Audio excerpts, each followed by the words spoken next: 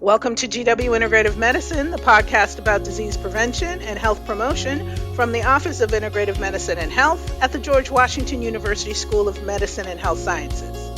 I'm Dr. Lee Frame, Director of the Integrative Medicine Programs, Executive Director of the Office of Integrative Medicine and Health, and Associate Professor in the Department of Clinical Research and Leadership and Physician Assistant Studies here at GW. And I'm Janet Rodriguez, the office's Administrative Director. Today we're talking about the Modernization of Cosmetics Regulation Act of 2022. That's a mouthful, so we're just going to call it MoCRA, with Dahlia Kelada, who's the founder and formulator at Salve Naturals. Salve Naturals is a national, all-natural, and organic topical medicine company that was the first to make 100% natural plant-based topical medicines that are registered with the FDA as OTCs. Dahlia is a graduate of the GW School of Medicine and Health Sciences, where she earned a Master's of Science in Health Sciences in Integrative Medicine. Welcome back to the GW Integrative Medicine, Dahlia. Well, thank you, Lee. I'm happy to be back. We're happy to have you. Thanks, Janet. So let's get right into this. Yes. Because, before we can talk about MoCRA, we got to get some other things straight first. Okay. Like, how does the FDA define cosmetic? Well, I'm going to add my own version, my easier definition than the FDA, because FDA's definition is always very long. So the easy version is anything you put on your body. So it could be like makeup. I mean, I guess traditionally people think cosmetic is a makeup, right? So that's where people go first. But it's really anything that you put on your body. It could be sunscreen. It could be skincare. It could be hair color, hair dye, nail polish, fragrances, soap. Baby products fit into that. Tattoo products fit into that. No, when going back to sunscreen, that's something we can talk about in a minute because there's some issues. I just saw that. Yeah, so sunscreen and deodorant and toothpaste kind of fit on a borderline of cosmetic versus cosmetic drug, depending on the ingredients and the claims you're making.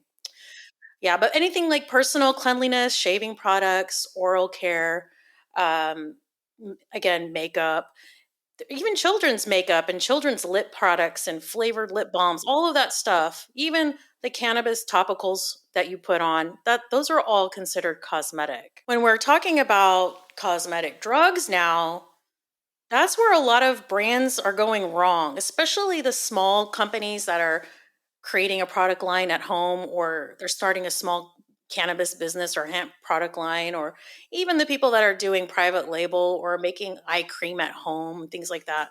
I actually have a customer of mine who's making deodorant. And deodorant is considered a cosmetic, but an antiperspirant is not. So going back to the difference between cosmetic and cosmetic drugs, the cosmetics are anything you put on your skin. It can be oral care too. But where people are going wrong, where brands are going wrong, is when they're starting to make claims, structure function claims, like moisturizer that they turn into a cannabis product that is intended for muscle pain, joint pain, tendonitis, that sort of thing. That's when you're starting to make claims that you're preventing or curing a disease or treating something. And that's where brands are going wrong. When we're talking about deodorant, for example, there's a difference between deodorant and antiperspirant. Antiperspirant is now considered a drug by the OTC because you are doing something chemically to alter the sweat that comes out, whereas a deodorant is just an odorant. So that you can make that just a cosmetic. So brands need to be really careful about the claims that they're making on their products. If you're making a salve and you intend to go camping with it and you put it on your kid because they got bit by fire ants or exposed to poison ivy, and you're making a claim that this is for poison ivy and bug bites and itchy skin, you're making a drug. And the FDA does not like that. So I think where we've gone wrong this whole time with the FDA is they've neglected the cosmetic arena, and they've been focusing more on the OTCs, the pharmaceuticals, and adverse claim reactions. So for example, formaldehyde in hair straightening products like the Brazilian blowout, that product that they use to straighten, that's considered a cosmetic product. But when it starts causing cancer or death or some major adverse reaction, that alarms the FDA. And then they start doing an investigation to determine, oh, wow, there's formaldehyde causing ingredients here that's causing that. Even two ingredients, they don't list it as formaldehyde, but two ingredients together can cause formaldehyde. And then, of course, more recently, the Johnson and Johnson cases, about maybe 40,000 lawsuits in the United States alleging that baby powder was contaminated with asbestos and caused ovarian cancer and mesothelioma. So those types of things are cosmetic, but it takes customers complaining to start bringing that to the attention to have consumer safety efforts made on these products. So the FDA decided, well, in 1938, the FDA was adopted. And then 1967, they decided to put some rules on the labeling guidelines for products. And now, well, they say that for the past 10 years, they've been developing a program for cosmetics, but we haven't really heard about it until the end of 2022, which is when they enacted a law called the Modernization of Cosmetic Regulation Act. And it's buried in the Consolidated Appropriations Act, which basically means now that all cosmetic brands, like we talked about, the non-OTC, the non-drug claim products, now have to register their company. If you're manufacturing, if you're a brand, you have to register your brand with your products. You have to start registering the ingredients in those products and start addressing any adverse claim potential or allergens or fragrance and that sort of thing. So the adverse event reporting, that is something now, when you start looking at consumer products that are cosmetic, the labels now have to say how somebody can get a hold of you to file a claim. It caused a major rash or an irritation or a burn or hair loss or something to that effect.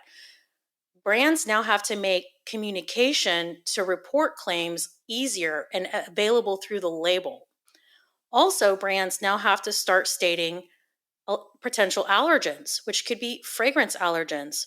And uniquely, I found out that the allergens that they're talking about are not necessarily artificial fragrance. They can be found in essential oils and terpenes and that sort of thing. So brands now have to submit their product, register their product on the cosmetic portal with the FDA and list any fragrances, any allergens, any colors. And in some cases, you might have to put the percentages of those things.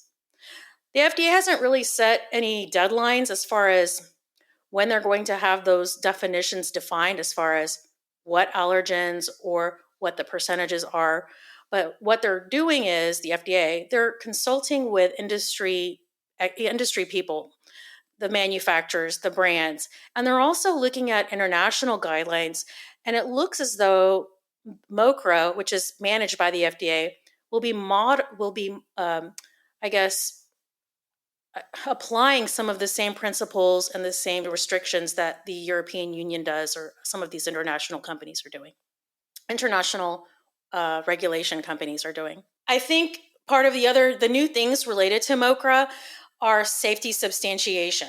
So if you're making a product line as a small business, you have to go get that product tested to make sure that it's safe for the consumer, which means antimicrobial testing, stability testing, antifungal things. So there's a lot of testing that you're going to have to prove as a brand to the FDA, ultimately to the consumer, that your product is safe.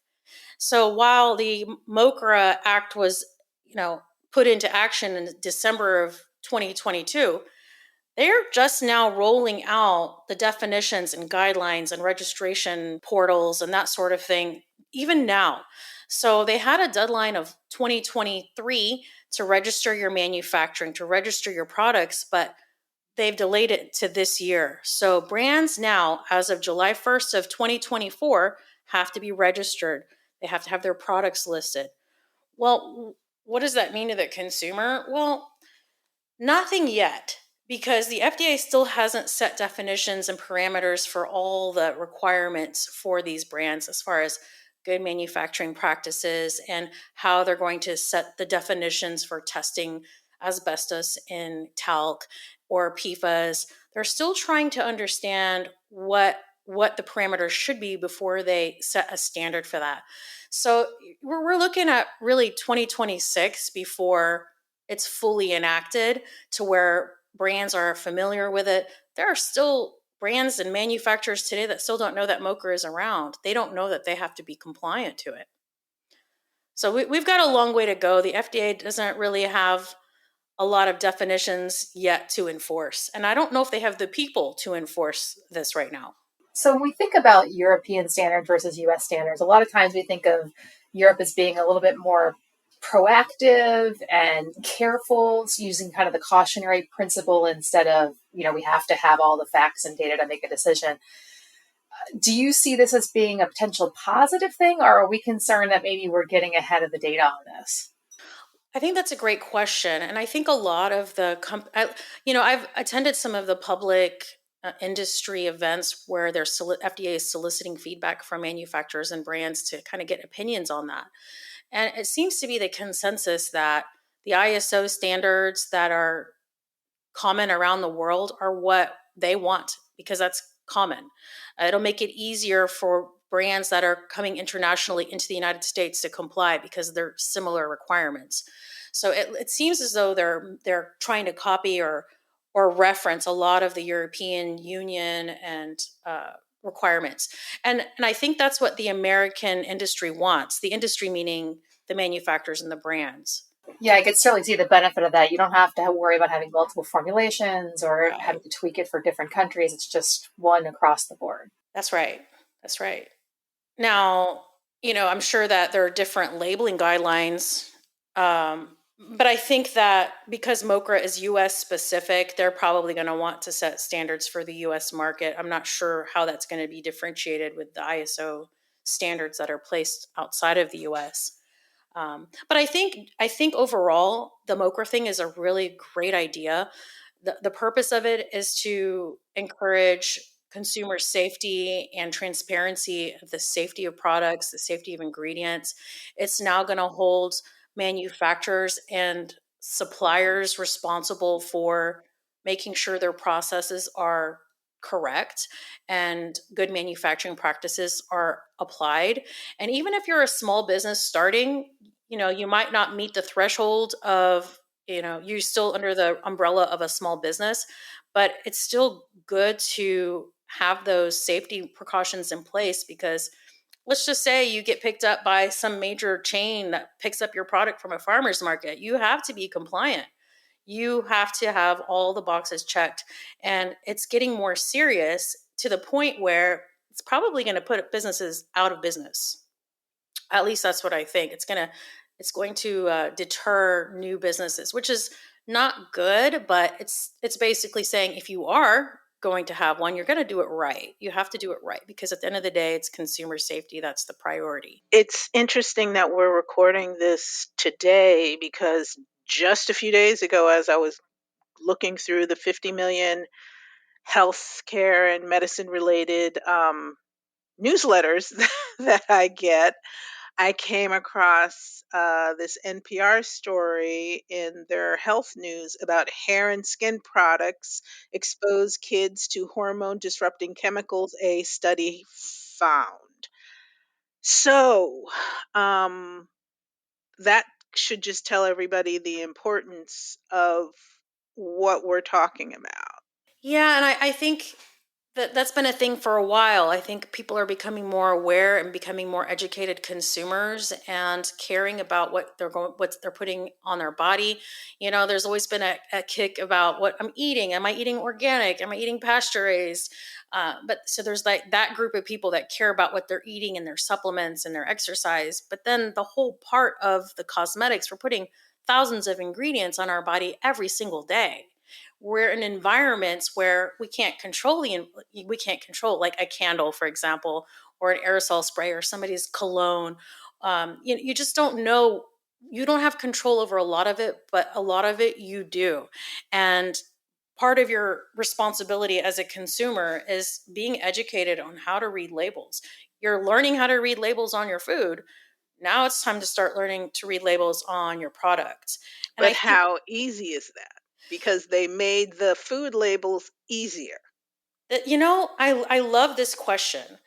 And we've never had requirements for how to create your labels for cosmetics.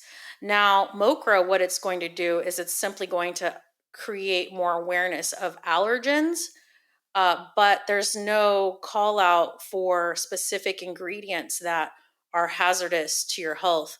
Uh, but there are apps now that you can scan the UPC code, and that product might be in a database. And then they could have create an analysis on that product and give you a report. Just like there are for food, there's now apps for scanning your food and barcodes for food to kind of get that same data.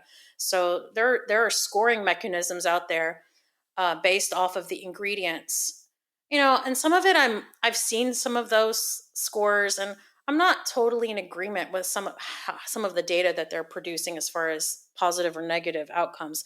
I mean, yeah, people are using like an ingredient called xanthan gum, which is a Mm-hmm. thickening agent, but to me it's a harmless ingredient. It's just a thickening agent made out of corn. Mm-hmm.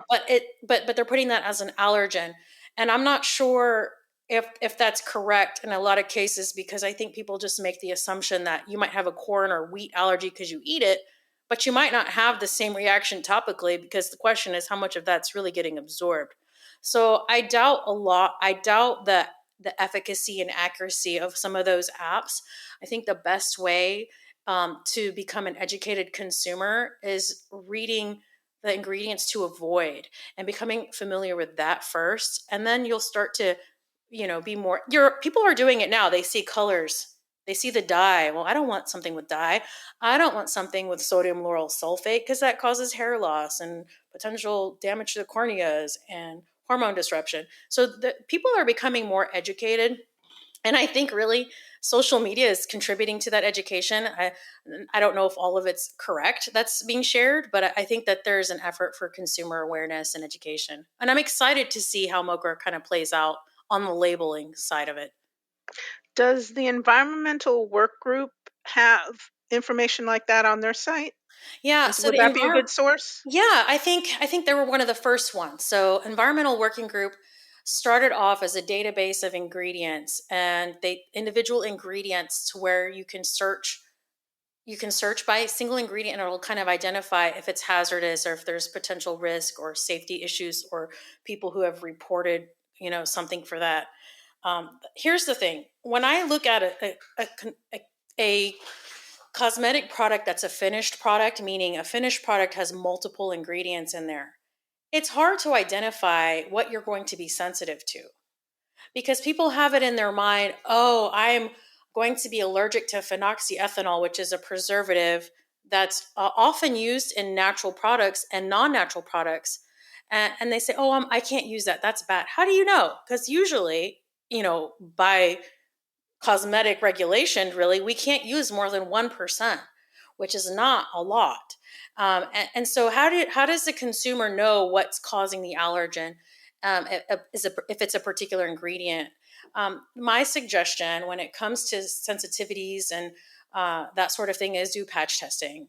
I guess that's the best way to understand how ingredients are going to affect you. But yes, the Environmental Working Group is a great resource to search ingredients.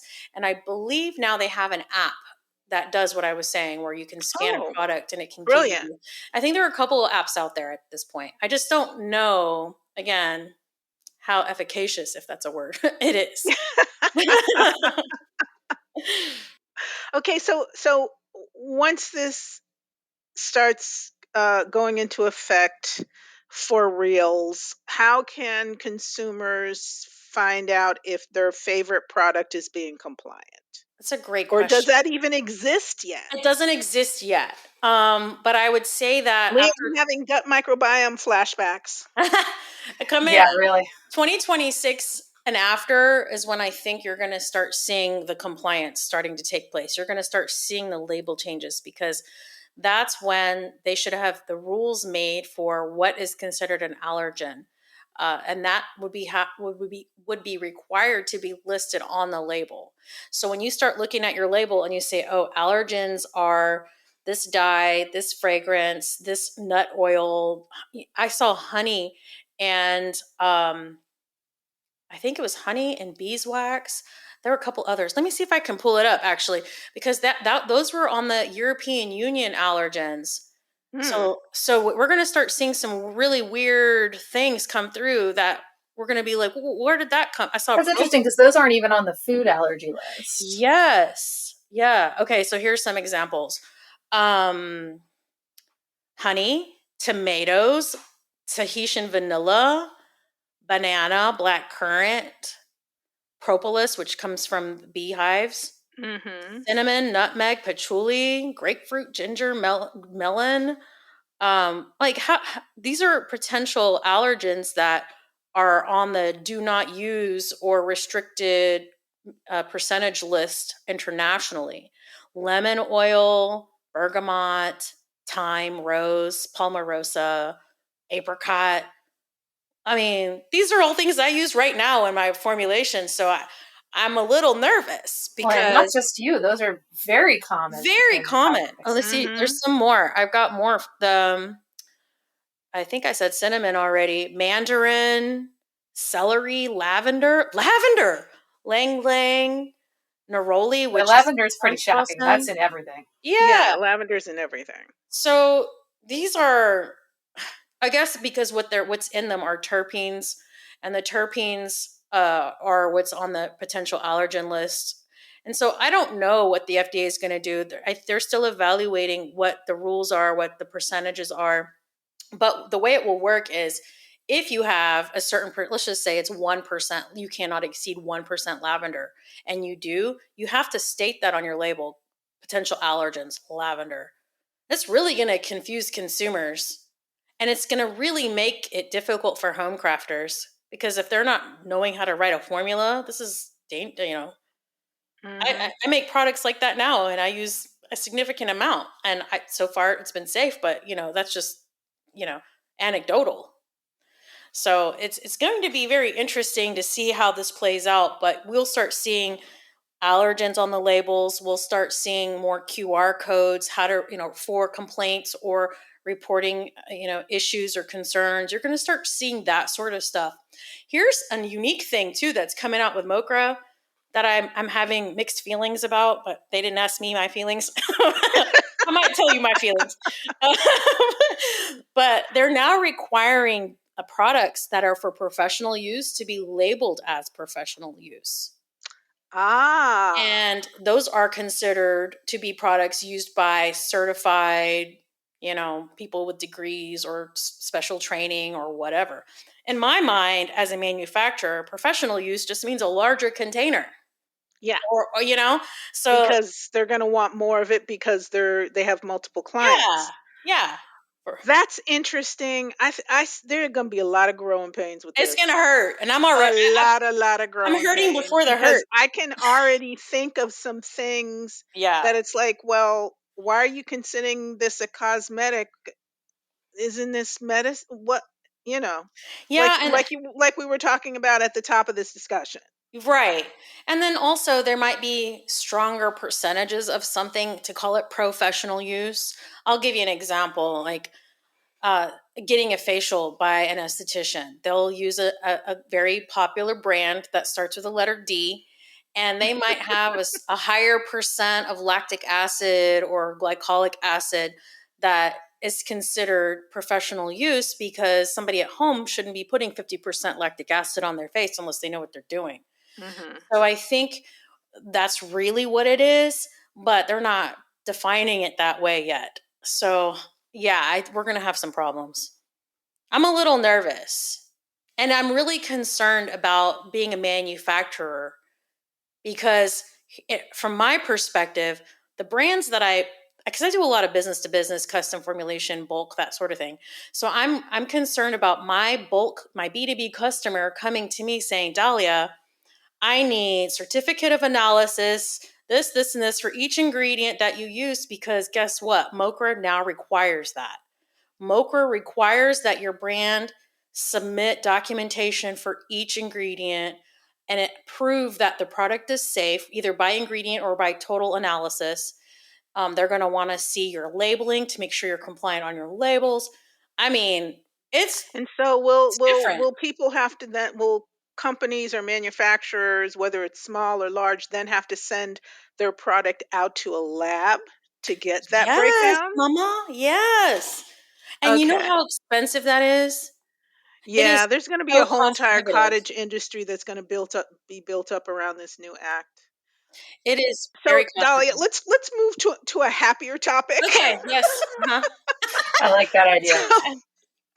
So, you have mentioned that you are a manufacturer. We have Right. told people that you are one of our wonderful masters of science and health sciences in integrative medicine graduates. Can you tell folks why you felt the need to get that additional degree?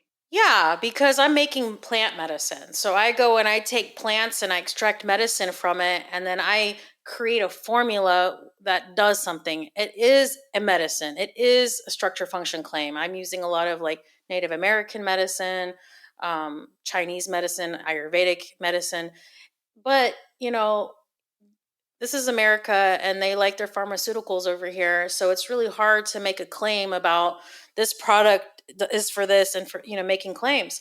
So two things happened. One, I wanted to have the education to be able to make recommendations as somebody who knows what they're talking about from a health intervention dermatological perspective. I'm not a dermatologist, but to be able to understand the bodily systems and how things work with the detox, that sort of thing.